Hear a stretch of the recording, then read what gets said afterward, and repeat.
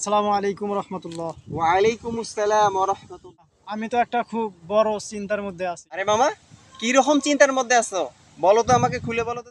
আমি অসহায় মানুষের পাশে দাঁড়াইতে চাই, কিন্তু বড় যোগ্য কোনো সংগঠন পাচ্ছি না। আরে মামা, তুমি এটা নিয়ে দুশ্চিন্তা করতেছো? দুশ্চিন্তার কোনো কারণ নেই।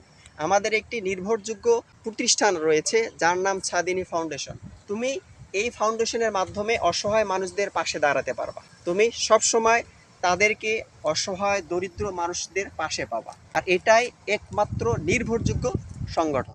ও মামা, এবার বুঝতে পেরেছি, আমাকেও স্বাধীনী ফাউন্ডেশনের সাথে থাকতে হবে। মামা ঠিক আছে, তুমি এবং তোমার যতগুলো সহযোগী রয়েছে সকলকে নিয়ে আমাদের সাদিনী ফাউন্ডেশনে তুমি থাকবা, এটাই আমি কামনা করি। এবং দরিদ্র মানুষের পাশে দাঁড়ানোর নির্ভরযোগ্য প্রতিষ্ঠান হচ্ছে সাদিনী ফাউন্ডেশন। তাই চলুন আমরা সকলে হাতে হাত রেখে, কাঁধে কাঁধ মিলে অসহায় দরিদ্র মানুষের পাশে দাঁড়াতে এগিয়ে আসি।